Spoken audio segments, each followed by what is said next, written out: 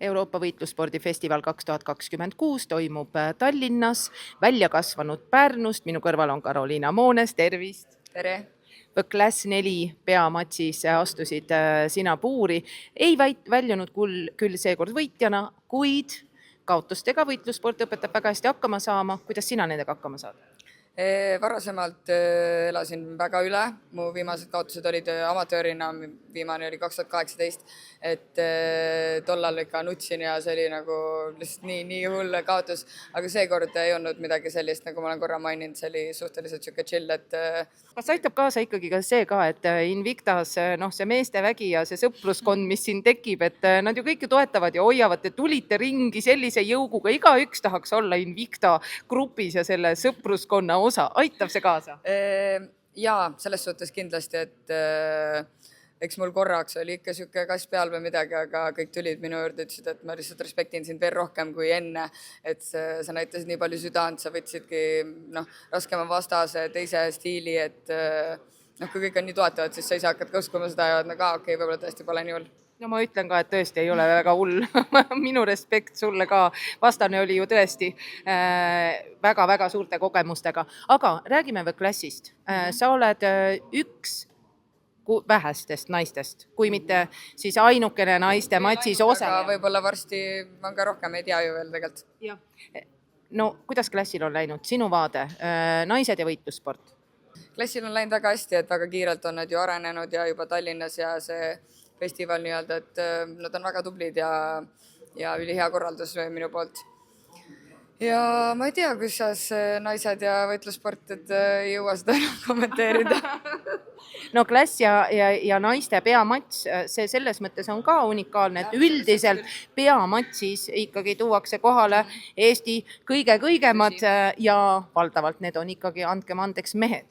Ei, seda küll jah, kui nüüd võtta seda, et just peamatsiks oli naiste mats, ma arvan, see on väga eriline, et ma ei tea isegi, kas mul kunagi on sama võimalust elus, et ma ei tea ju selles suhtes, et tänu sellele ma ka selles suhtes nagu fight on mul ikkagi väga hinges, isegi kui ma kaotsin, et ma olen ikkagi peamats ja ma nii nautisin seda ja et see on väga cool, et nad tegid midagi sellist, et peamatsiks naiste mats.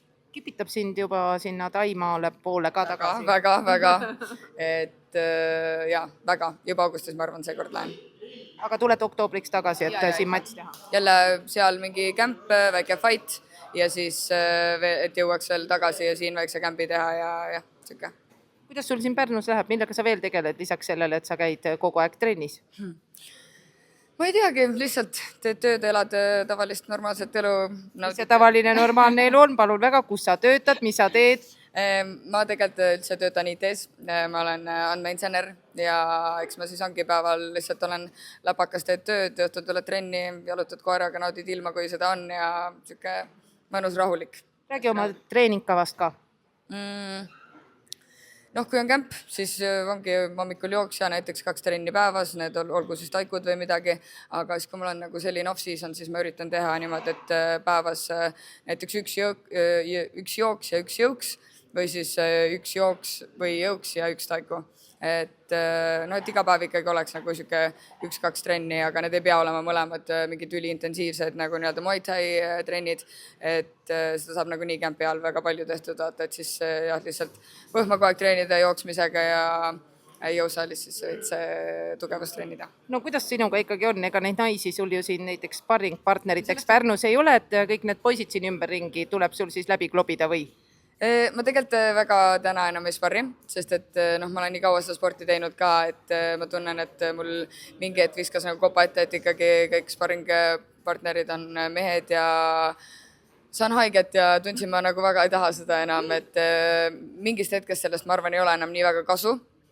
Ja ma olen sparrinud nii palju, et nüüd ma tegelikult sparrimisega olen veits tagasi tõmmanud ja ikkagi pigem tahaks naistega sparrida, et me võime siin nüüd naisi üles kutsuda, et teil on veel aega. Kindlasti võime, aga eks ma peaks ise ka rohkem Tallinnas käima seal naiste sparridele, nii et ma ei ole tegelikult väga käinud mingi 1-2 korda, et võiks minna, et tegelikult Eesti peal ju on nagu naisfightereid ja üldse tegelejaid, aga lihtsalt meil siin Pärnus väga pole.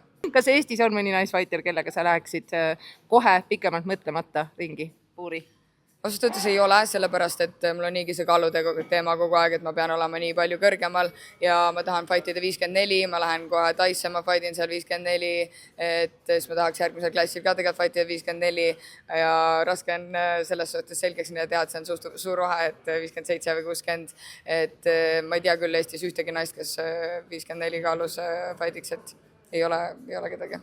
Karoliina, lõpetuseks, millest sa veel unistad? Lihtsalt ilusast elust, vabadusest saaks teha, mida te tahad ja lihtsalt olla vaba ja ma ei tea, ilus elu. Aitäh sulle!